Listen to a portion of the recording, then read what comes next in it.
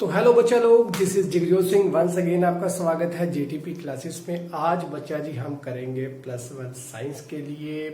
Recent जो हमारा पिछला लेक्चर था उसमें हमने बच्चा जब पढ़ा था लॉ ऑफ इनर्शिया या न्यूटन्स का फर्स्ट लॉ। आज पढ़ेंगे न्यूटन्स का सेकंड लॉ और एक साथ में और टॉपिक करेंगे जो कि है इम्पल्स, जो कि इसी न्यूटन्स के सेकंड लॉ से निकला है।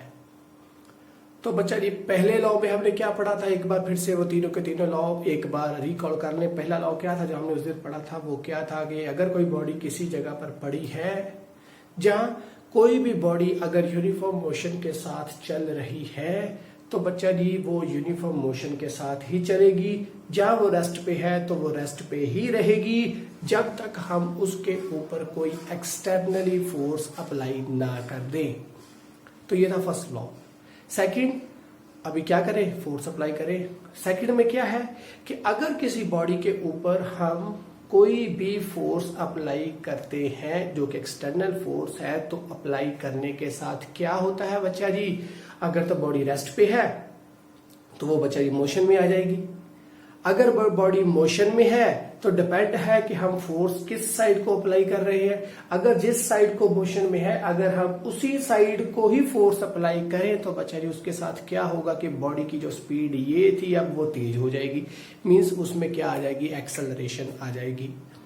अगर जिस साइड को बॉडी जा रही है हम उससे ऑपोजिटली फोर्स अप्लाई करें, ऐसे बॉडी आ रही है वैसे फोर्स अप्लाई करें, तो उससे क्या होगा कि बॉडी जितनी स्पीड से जा रही थी उससे अब कम तेजी पे जाएगी, जहां वो स्टॉप हो जाएगी। इसका मतलब अब क्या है, रिटार्डेशन आई, उसकी स्पीड में कमी आ गई।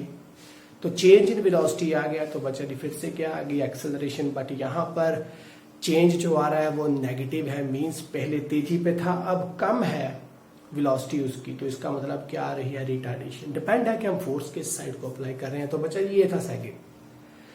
तो न्यूटन्स का थर्ड लॉ क्या था कि हम जो भी एक्शन अप्लाई करते हैं उसका रिएक्शन हमें मिलता है अगर किसी भी बॉडी के ऊपर हम कोई एक्शन अप्लाई करते हैं। मींस अगर कोई बॉडी जो है, अगर बच्चा जी वो ये बॉड ही है तो हम इसके ऊपर अगर फोर्स अप्लाई कर रहे हैं तो बच्चा जी ये अपनी पोजीशन से नहीं हिल रहा, ये हमारी और एक और फोर्स लगा रहा है जो कि उतना ही है जितना हम अप्लाई कर रहे हैं। तो बच्चा जी ये हमारे एक्शन का रिएक्शन हमें दे रहा है। तो ये न्यूटन का थर्ड लॉ था। फर्स्ट लॉ हमने कर लिया था, उस दिन डिटेल में पढ़ा था, उसकी एप्लीकेशन भी पढ़ी थी। आज बच्चा जी करेंगे न्यूटन का सेकंड लॉ। तो न्यूटन का सेकंड लॉ ध्यान से समझना, कॉपी और पेन हाथ में रखे और प्रॉपरली नोट्स बनाना बच्चा जी। तो है क्या, कोई बॉडी ये थी, ओके, तो यहां से बॉडी यहां पर जा रही थी। पहले उसका मास ये है, उसकी पहले वेलोसिटी ये थी, अब उसका मास तो चेंज नहीं होगा। तो मान ली जाए अगर बॉडी ये मूवमेंट में थी, दोनों केसेस पे हम अप्लाई कर सकते हैं। अगर ये मोशन में थी तो बच्चा ये इसकी वेलोसिटी कोई ना कोई होगी, वो कौन सी थी, u थी पहले, ओके। अगर ये बॉडी रेस्ट में थी पहले तो बच्चा ये इसकी वेलोसिटी 0 है, मींस इसकी इनिशियल वेलोसिटी 0 है, ओके। तो अगर इसके ऊपर मैंने फोर्स अप्लाई किया जो कि क्या है, एक्सटर्नल फोर्स है, इसके ऊपर मैंने अप्लाई किया तो बॉडी बच्चा जी मूव करी। अगर रेस्ट से मूव करी तो उसके पास मास तो रहेगा ही रहेगा और उसका अभी वेलोसिटी आ जाएगी, वो क्या, v आ जाएगी। अगर पहले वो इनिशियल मोशन में था तो इनिशियल मोशन ये था, अभी फोर्स अप्लाई किया तो वो तेज हो जाएगी, तो बच्चा जी उसके पास जो वेलोसिटी है वो क्या आ गया, v। तो ये मोशन के लिए था, तो ये वाला रेस्ट से मोशन था, रेस्ट टू मोशन। समझ गए बात बच्चा जी। तो अभी इसमें होगा तो होगा क्या, देखिए हमें क्या पता है बच्चा जी, कोई भी बॉडी पहले कैसे थी, मोशन है। तो अभी बच्चा जी अगर मैंने फोर्स अप्लाई किया, ध्यान से समझना बच्चा जी।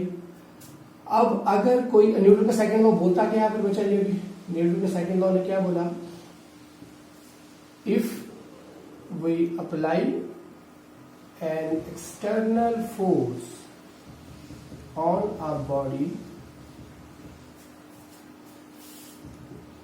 then there will be a change in, किसमें चेंज आएगी, rate of change of momentum. कि मोमेंटम में चेंज आएगी तो अभी वो चेंज आ रही है, तो कैसे? तो अभी बच्चा जी हुआ क्या, पहले ये था अभी ये हो गया, तो पहले एम और यू था अब एम और वी हो गया। तो बच्चा जी फोर्स ने क्या किया, rate of change of momentum means पहले एम वी था, अब पहले एम यू था, तो अब बाद में क्या बन गया बच्चा जी, एम वी बन गया। तो इससे ये बना, तो फोर्स ने क्या किया, तो फोर्स ने बच्चा जी यही किया, m v minus m u. तो वो बोला क्या, rate of change of momentum.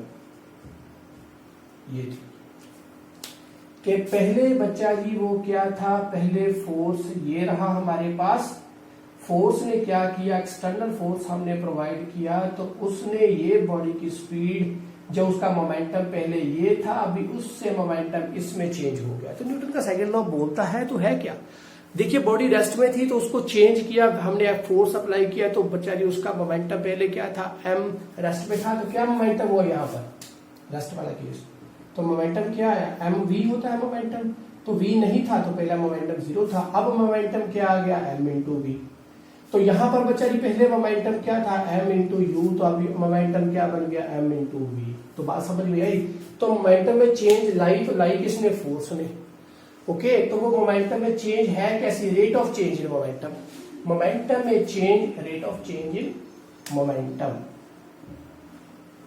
तो मोमेंटम में चेंज आई तो कितनी देर तक आएगी, जितनी देर तक हम बच्चा जी फोर्स अप्लाई करेंगे, तो वो टाइम ये रहेगा कि जब जब हम उसके ऊपर बच्चा जी फोर्स अप्लाई करेंगे, जब जब जिस जिस टाइम पे अप्लाई करेंगे, तो उसी टाइम के ऊपर क्या होगा बच्चा जी, उसमें क्या आएगी, चेंज इन मोमेंटम आती जाएगी। तो न्यूटन का सेकंड लॉ की जो बच्चा जी हमारे पास स्टेटमेंट है उसको ध्यान में रखना।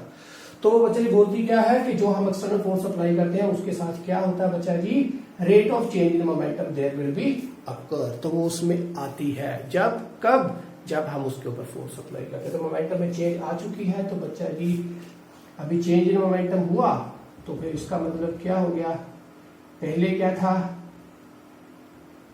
अभी क्या हुआ P2, इसको मैं मान लू P2, तो ये है पहले P1, तो ये भी P2, ये भी P1।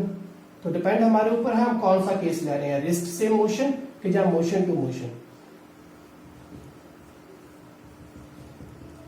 तो बच्चा ये सिंपली ये क्या बनेगा, dp बाई dt। मान लो कितनी चेंज आ गई, इससे ये माइनस किया तो हमारे पास बचा जी P आ गया, मीन्स P2 माइनस P1 क्या आ गया, P। इतनी चेंज है, तो वो हमारे पास चेंज आ गई। तो ये भी वेक्टर क्वांटिटी है, क्योंकि जिस साइड को हमारे पास मोमेंटम में चेंज आ रहा है बच्चा जी, उसी साइड को तो फोर्स है, तो फोर्स हमें ऑलरेडी पता था कि वो वेक्टर क्वांटिटी है।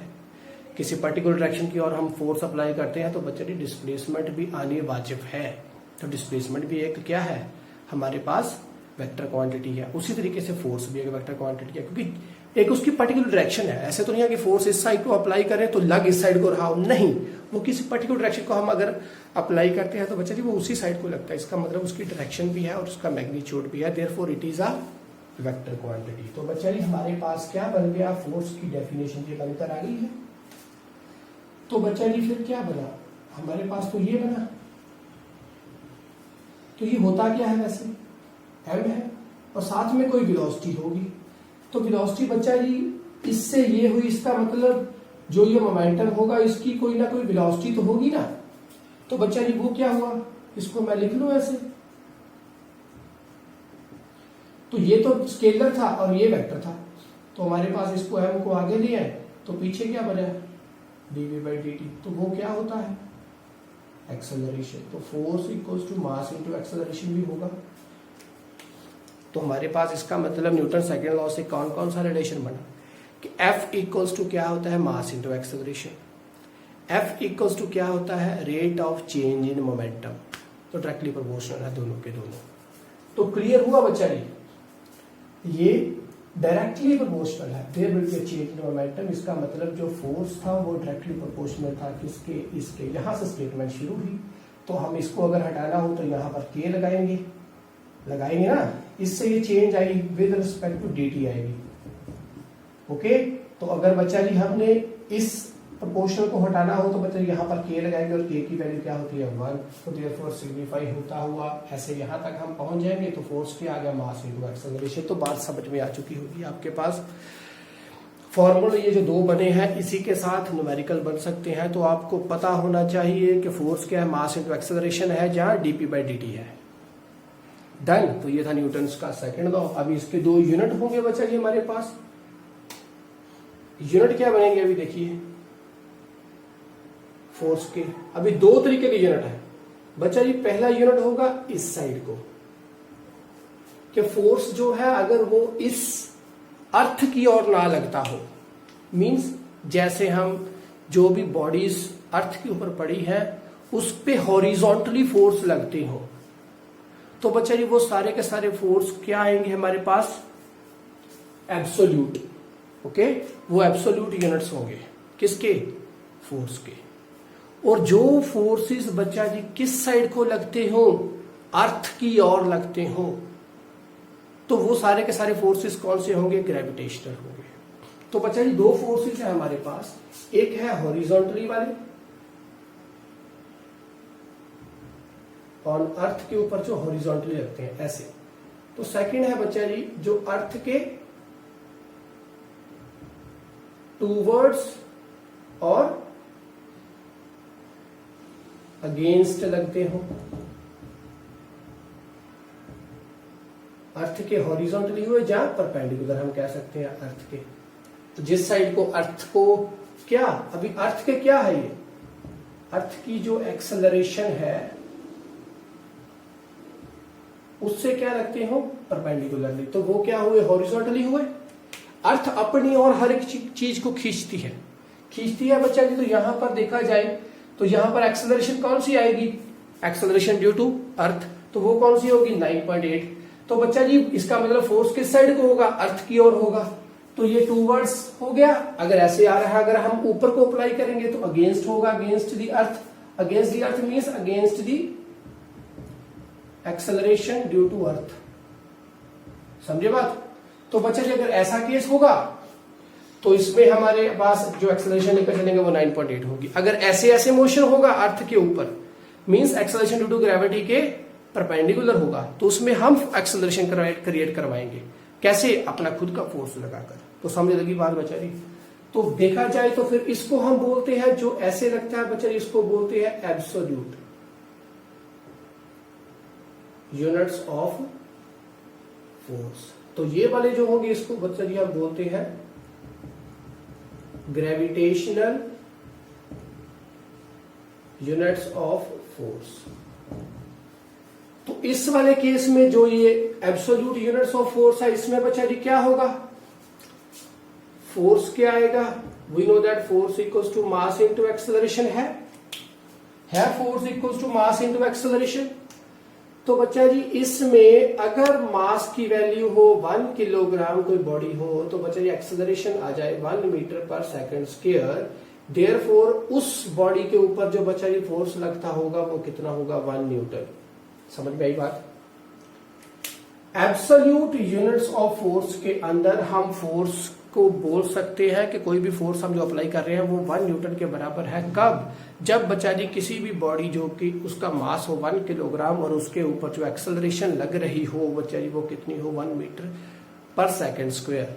और इतनी एक्सेलरेशन और इतने मास के ऊपर जो फोर्स लगता है उसे बोलते हैं हम 1 न्यूटन। बात समझ में आ गई।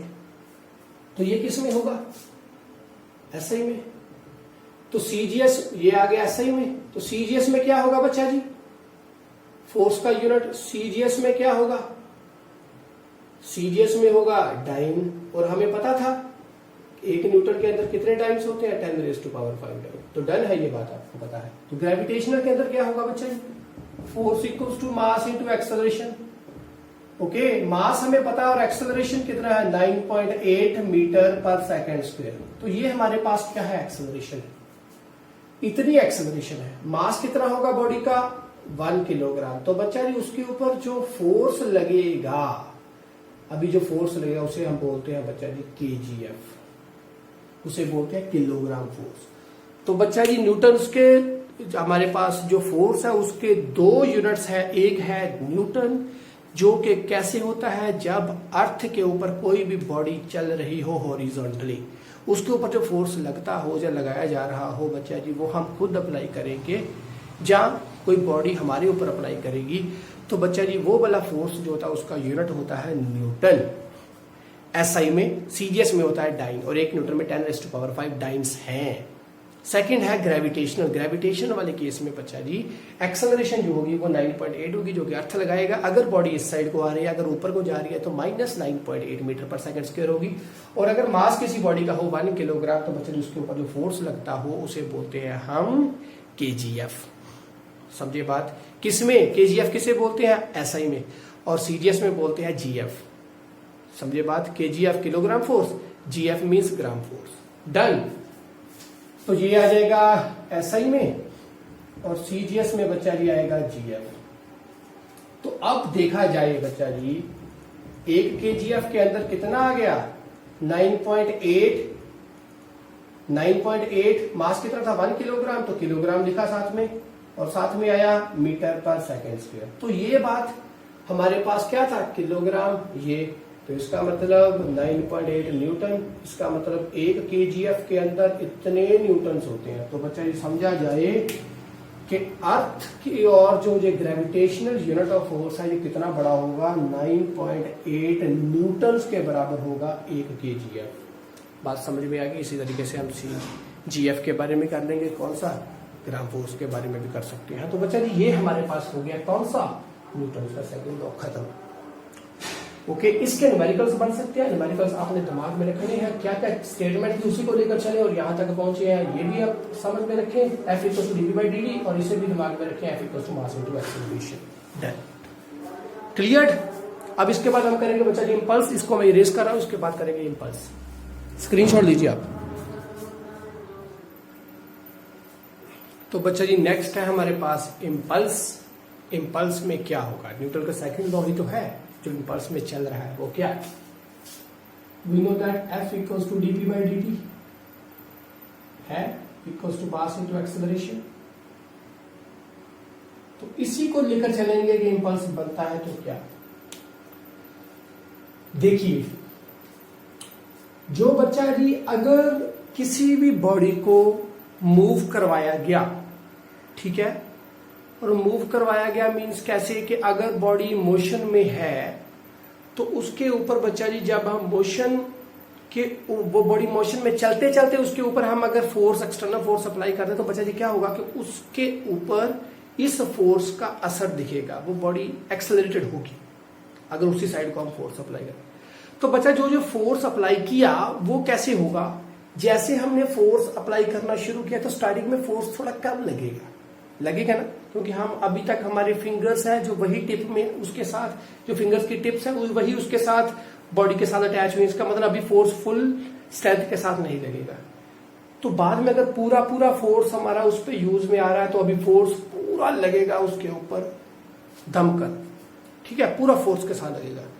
फिर लास्ट में जब मैं उसको लेफ्ट करूंगा तब भी मेरी फिंगर्स एकदम हाथ के साथ नहीं निकलेंगी। कुछ नैनो सेकंड्स के लिए क्या होगा कि फिंगर्स जो है वो उसके साथ अटैच में होगी। इसका मतलब थोड़ा सा लेस फोर्स लास्ट में भी चलेगा। तो अभी कैसे हुआ? अभी ये बॉडी है, इसको मैंने डिस्प्लेस करना है बच्चा जी, तो इसके साथ ही मैं डिस्प्लेस कराऊंगा। तो बच्चा इसके साथ पहले ये लगा, अभी थोड़ा फोर्स, फिर ये पूरा फोर्स, और बाद में इसको फिर लेफ्ट किया तो ये थोड़ा फोर्स। समझे बात? फिंगर जब टिप उसके साथ लगी तो बच्चा तब थोड़ा फोर्स, बट टाइम तभी टाइम जो था वो ऑन हो गया। उसके बाद वो फोर्स पूरा लगा, पूरी स्ट्रेंथ के साथ लगा, तब भी टाइम ऑन था। जब मैं लेफ्ट करने लग रहा हूं तो थोड़ी सी मेरी टिप्स अभी भी उसके साथ अटैच है, तो इसका मतलब फोर्स तब भी ऑन है। ओके, तो इसका मतलब एट दैट टाइम भी टाइम जो हमारा है वो नोटिस में आ रहा है। तो बच्चा जी टाइम, पूरे टाइम के, ये पूरे टाइम के ऊपर क्या फोर्स प्रॉपर लगा है? एक जितनी स्ट्रेंथ का ही लगा है? बोलिए, लगा है एक स्ट्रेंथ जितना ही? नहीं। तो पहले थोड़ा फोर्स किसी भी बॉडी के ऊपर, पहले थोड़ा फोर्स लगा, फिर बाद में बहुत ज्यादा लगा जितनी देर तक हम अप्लाई करते गए, और बाद में फिर थोड़ा उसी तरीके के साथ यहाँ पर भी स्टार्टिंग में बढ़ता गया, पूरा हो गया, फिर थोड़ा कम होता गया। तो बच्चा ये पूरे टाइम के ऊपर इतना फोर्स लगा हमारा, इतने टाइम के ऊपर लगा। ओके, तो बात अभी आप में समझ में आ गई होगी बच्चा जी। तो क्या अभी मेरे पास जो फोर्स लगा वो पूरे टाइम के ऊपर इक्वल स्ट्रेंथ का नहीं लगा है, कहीं किसी टाइम के ऊपर कम लगा है, किसी टाइम के ऊपर फुल लगा है, किसी टाइम के ऊपर फिर से कम लगा है। तो बच्चा जी at that cases in such conditions हम क्या करते हैं, हम पूरे फोर्स को एवरेज लेकर चलते हैं कि एवरेजली इतना फोर्स लगा है, स्टार्टिंग से लेके एंड तक पूरा फोर्स लगा है, एवरेज लेकर चलेंगे। पहले कम लगा, ज्यादा लगा, कम लगा, ऐसे नहीं करेंगे, हम लेकर चलेंगे उसकी एवरेज कि पूरे इतने टाइम के ऊपर इतना फोर्स लगा है, बस समझिए बात है, हम उसकी एवरेज लेकर चलेंगे। तो बच्चा जी वो क्या होगा, तो फिर इसका मतलब यहां पर क्या आएगा, एवरेज आएगी, तो वो क्या बनेगा, dp बाई dt। तो यहां पर ये एवरेज जो थी इसके साथ मैं dt को मल्टीप्लाई करूंगा तो यहां पर बनेगा dp। तो ये जो चीज है, ये फोर्स के साथ dt का मल्टीप्लीकेशन, इसे बच्चा जी हम बोलते हैं impulse. Multiplication of average force into the time up to that how much force is we are providing, कितने टाइम तक वो फोर्स लगातार लगता गया, और वो फोर्स का और टाइम जितनी देर तक वो फोर्स लगा उसकी मल्टीप्लीकेशन को हम क्या बोलते हैं बच्चा जी, इम्पल्स, इम्पल्सिव रिस्पॉन्स, इम्पल्स। समझे बात। तो ये इम्पल्स, अच्छा फिर इसका मतलब बच्चा जी इम्पल्स क्या आया, इम्पल्स किसके बराबर हो गया बच्चा जी, dp बाई dt हो गया। तो देयरफॉर इम्पल्स क्या होता है, dp बाई dt, नहीं dt यहां पर चला गया, देयरफॉर इम्पल्स होता है बच्चा जी चेंज इन मोमेंटम ओनली। समझिए बात, चेंज इन मोमेंटम ही तो क्या है, इम्पल्स है। बात समझ में आ गई बच्चा जी, डन। तो इम्पल्स है हमारे पास चेंज इन मोमेंटम, तो ये आपके दिमाग में भी पड़ गई। तो इसका मतलब इसके बाद अब ये चेंज मोमेंटम हमारे पास आ चुका है, तो इसी को हम यूज करेंगे इन्हीं एप्लीकेशंस के ऊपर। तो इसको इसके ऊपर कैसे यूज करेंगे, अभी देखिए, जब कोई भी फील्डर किसी भी बॉल को कैच करता है एट दैट टाइम वो अपने हैंड्स को पीछे ले चलता है। ऐसे अगर कोई मान लो बहुत हैवी बॉल है, उसको कैच करना है बच्चा जी, अगर लेदर की बॉल को आप सिंपल कैच करें ऐसे ही और अपने हैंड्स को पीछे ना करें तो बच्चा जी हमारे हाथ के ऊपर क्या लगती है, चोट लगती है, लगती है चोट। क्यों लगी, देखिए इंपल्स क्या है, F average into time, done, F average into time और साथ में आया डीपी। इंपल्स क्या होगी, इंपल्स हमें पता है बच्चा जी क्या हुआ, एवरेज फोर्स इंटू टाइम। अब जब उसने किसी भी फील्डर ने बॉल को कैच किया बच्चा जी एट दैट टाइम, उसने फोर्स टाइम कितना लिया, बहुत कम, सीधा कैच पकड़ लिया, बस कैच कर लिया। समझे बात। तो टाइम क्या हुआ, लेस, टाइम क्या हुआ लेस, तो फोर्स तो ज्यादा लगेगा ना, क्योंकि इंपल्स, किसी इंपल्स के साथ बॉडी वो बॉल आ रही है, एक इंपल्सिव रिस्पांस के साथ बॉल आ रही है, तो इंपल्स किसके बराबर है बच्चा जी, फोर्स इनटू टाइम के। अब अगर उसने किसी भी फील्डर ने टाइम कम लिया हो तो बच्चा जी इंपल्स तो हमें पता है फोर्स इनटू टाइम के बराबर है। अगर टाइम कम लिया उसी टाइम, ये नहीं कि बॉल हवा में आ रही है तो एट दैट टाइम भी हम उस टाइम को काउंट करें, नहीं, जब वो उसके पास बॉल आ गई, उसके साथ कहीं भी टच में आ गई तो at that time time start हो गया। तो अगर सीधा ही कैच कर लिया बस, तो एट दैट टाइम क्या होगा बच्चे, टाइम लेस, तो फोर्स ज्यादा लगेगा तो हाथ तो चोट तो लगेगी। इसलिए फील्डर्स क्या करते हैं, जब वो बॉल को कैच करते हैं, वो बॉल जैसे ही बॉल आई तो उसके साथ अपने हैंड्स को पीछे कर लेते हैं, उसके साथ क्या होगा, चोट नहीं लगेगी। क्यों, क्योंकि टाइम क्या हो जाता है एट दैट टाइम, इंक्रीज्ड। तो इन दोनों की मल्टीप्लीकेशन ही तो इंपल्स है। अगर टाइम बढ़ा दिया गया तो बच्चा जी फोर्स क्या हो जाएगा, कम हो जाएगा, तो बच्चा जी इंपल्स क्या होगी, इंपल्स तो कांस्टेंट रहेगी। तो इसलिए इसका मतलब क्या हुआ, इन दोनों केसेस में अभी हमारे पास इंपल्स आया ना, ये बच्चा जी एफ एवरेज इनटू टाइम, तो ये कांस्टेंट है, ये बॉडी अपने साथ लेकर आ रही है, तो इसका मतलब टाइम क्या हो गया, ये हो गया, तो ये कांस्टेंट है, इसका मतलब क्या हुआ 1/t डायरेक्टली प्रोपोर्शनल टू ये। अगर ये बढ़ेगा तो ये लेस होगा, तो ये बात ध्यान में रखने हैं। तो इसलिए वो जब बॉलर कोई भी बॉल को कैच करता है दैट टाइम वो अपने हैंड्स को पीछे ले जाता है ताकि टाइम को इंक्रीज कर सके, और टाइम के इंक्रीज होने के साथ क्या होगा, फोर्स में डिक्रीज आएगा, क्योंकि दोनों की मल्टीप्लिकेशन ही तो इंपल्स है। समझ में आई बात? नेक्स्ट क्या है, bogies of the train are preferred with buffers. जो ट्रेन के वो जो डिब्बे होते हैं बच्चा जी, वो उसकी जो बुगीज हैं बच्चा जी, उनके जो सेंट जहां पर उन दोनों के जॉइंट्स होते हैं वहां पर बफर्स प्रोवाइडेड होते हैं। बफर्स मींस वो एक तरह की टॉलरेंस प्रोवाइडेड की होती है। रबड़ होती है बच्चा जी, वो आगे पीछे हो सकती है। तो उसका क्या मतलब, अगर बच्चा जी वहां पर वह सिंपल से ऐसे जॉइंट लगा हो, बफर्स ना हो, जॉइंट ऐसे लगा हो, सिंपल ऐसे जॉइंट है, अगर ट्रेन चली तो बच्चा जी क्या होगा, अभी ये अगला फर्स्ट जो इंजन है, जो स्टार्टिंग इंजन है वो चला और उसके साथ ये पीछे ट्रेन है और ये ऐसे अटैच है। अभी बॉडी चलेगी, इंजन चला तो वो बच्चा स्टार्टिंग में क्या प्रोवाइड करेगा, ऐसे जर्क प्रोवाइड करेगा। ये जो जॉइंट साइज के ऊपर ऐसे जर्क प्रोवाइड करेगा, तो ये टूट सकते हैं, टूट सकते हैं ना। अभी बॉडी चलेगी, ये जो ट्रेन चलेगी बच्चा जी ऐसे, तो इसके ये जो पहला डिब्बा है ये स्टार्टिंग इंजन है, ओके, और ये फर्स्ट बुगी है। पीछे बहुत सी बुगीज होंगी, ये फर्स्ट है, ओके। तो इन दोनों के बीच में बच्चा जी यहां पर ये जो जॉइंट्स है यहां पर बफर्स प्रोवाइडेड होते हैं। तो यहां पर बफर्स ना हो तो ऐसे सिंपल एक ऐसे जॉइंट लगा हो इन दोनों के बीच में, तो क्या होगा, जैसे ही ये बॉडी चलेगी तो किसी इंपल्स के साथ चलेगी, सडन रिस्पॉन्स आएगा, तो ये चलेगी तो उसके साथ बच्चा जी क्या होगा, F/T। तो अगर यहां पर फोर्स एक, अभी उसने एकदम से चला तो बच्चा जी वो उसके ऊपर क्या क्रिएट करेगा, फोर्स लगेगा, सडन फोर्स लगेगा, तो टाइम कम होगा क्योंकि एकदम ही ऐसे लगा। अभी इन दोनों के जो दोनों जॉइंट्स है ये किसके बने होंगे, आयरन के बने होंगे बच्चा जी। इनके अंदर कोई टॉलरेंस नहीं है कि ये एक्सटेंशन प्रोवाइड कर सके, नहीं, वो एकदम से एक दूसरे के ऊपर फोर्स लगेंगे और आइदर क्या होगा, वो जॉइंट टूट सकता है।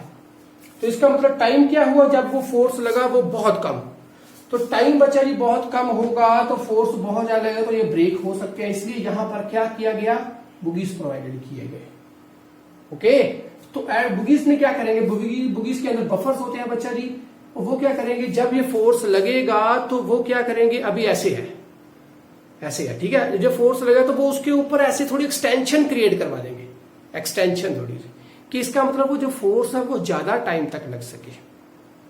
तो अगर बच्चे जी टाइम ज्यादा तक लग सके तो फोर्स ऑटोमेटिकली डिक्रीज हो जाएगा और ये दोनों के बीच में क्या होगी, टॉलरेंस आती जाएगी। और जैसे ही बॉडी, अगर वो ट्रेन पूरी की पूरी चल रही है तो सडनली वो ब्रेक लगाए, अगर बच्चा जी यही थिंग होती, सिंपल जॉइंट्स होते, तो बच्चा जी वो क्या करते, उसको अभी बफर्स नहीं है, वो सीधा उसको पुश करते, तो यहां पर एक्सटेंशन कोई भी नहीं आएगी, तो स्टार्टिंग इंजन के ऊपर क्या लगेगा, बहुत हैवीली फोर्स लगेगा और बहुत कम टाइम के लिए लगेगा, क्योंकि इंपल्स तो कांस्टेंट रखनी पड़ेगी। सडनली लगेगा तो बच्चा जी भी क्या होगा, एक्सीडेंट के चांसेस जो है वो बढ़ सकते हैं। तो इसलिए उन दोनों के बीच में फिर से क्या प्रोवाइडेड किए गए, बफर्स, ताकि चलते वक्त, रुकने वक्त, कहीं भी ब्रेक्स लगाने वक्त वो जो एक्सटेंशन है वो आ सके टाइम में, और टाइम को बढ़ाया जा सके, ताकि सडन फोर्स जो है वो ट्रेन के जो बुगीज के बीच में जॉइंट्स है उसको खराब ना कर सके। समझ लगी बात।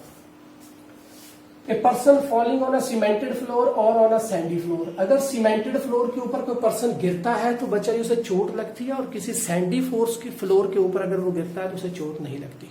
सीमेंटेड फ्लोर है, उसके ऊपर अगर कोई पर्सन गिर जाए ऐसे, तो क्या होगा, सीधा ऐसे टाइम कम, पूरा फोर्स के साथ गिरा तो टाइम कम, तो फोर्स पूरा, चोट लगेगी। और अगर कोई सैंडी हो गई तो बच्चा जी वो गिरेगा तो वो गिरते वक्त क्या होगा, सैंड खिसक जाएगी। जब वो गिर रहा है तो सैंड खिसकती जा रही है साथ में, तो क्या होगा बच्चा, उसके साथ टाइम बढ़ जाएगा, दोनों के बीच में जॉइंट्स होने वाला टाइम बढ़ जाएगा, टाइम बढ़ गया तो फोर्स कम लगेगा, तो इसे चोट कम लगेगी। समझ लगी बात। एक ही चीज के ऊपर सारी चीजें डिपेंड है। Last china wares are provided with straw and paper, जिसको हम थर्माकोल कहते हैं।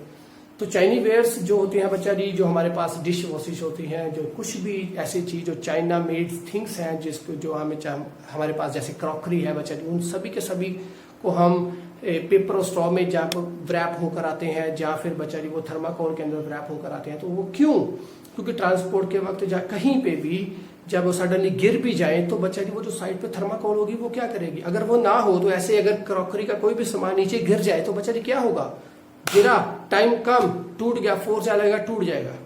बट अगर उसके पास बच्चा जी साथ वाली जगह के ऊपर क्या होगा, थर्माकोल होगा, तो बच्चा जी उसके साथ क्या होगा, सडन जग्स जो लगते हैं ट्रांसपोर्ट के वक्त, चाहे जो गिरते वक्त क्या होगा, वो थर्माकोल के अभी जैसे वो बॉडी किसी ये जो बॉडी है वाली बॉडी है, अगर इसके आसपास हमने थर्माकोल को रैप किया है तो बच्चा जैसे वो गिरेगी तो वो गिरते वक्त यहाँ पर थोड़ा सा क्या होगा, जो थर्माकोल है वो बेंड हो जाएगा। इसका मतलब क्या होगा, जो फोर्स रहता है वो ज्यादा समय तक लगेगा, तो टाइम इंक्रीज होगा तो फोर्स कम होगा। इसीलिए जब भी आप कोई नया सामान लेकर आते हो घर में, कोई भी इलेक्ट्रॉनिक्स सामान जो होगा, चाहे वॉशिंग मशीन हो, चाहे फ्रिज हो, चाहे कूलर हो, चाहे कोई टीवी हो, चाहे कोई भी चीज, ओवन हो, कोई भी थिंग्स होगी, बच्चा वो थर्माकोल में लिपट कर आती है ताकि सडन जग्स के वक्त उसके ऊपर बच्चा जी हैवी फोर्स ना लग सके। लेस टाइम में टाइम को इंक्रीज करना है बस, ताकि कोई भी चीज जितने भी इम्पल्स के साथ हो उसका टाइम इंक्रीज हो, उसके ऊपर फोर्स जो है वो लेस से लेस लग सके। तो ये था हमारे पास न्यूटन का सेकंड लॉ और साथ में इम्पल्स। अब हम करेंगे नेक्स्ट, वो है न्यूटन का थर्ड लॉ, वो हम करेंगे कल। आज के लिए बस इतना ही। खुश रहें, खुशहाल रहें और स्क्रीनशॉट देने इसका। स्टे ट्यून्ड बच्चा जी, चैनल को लाइक करें, शेयर करें और सब्सक्राइब करना भूलिएगा मत। Bye bye.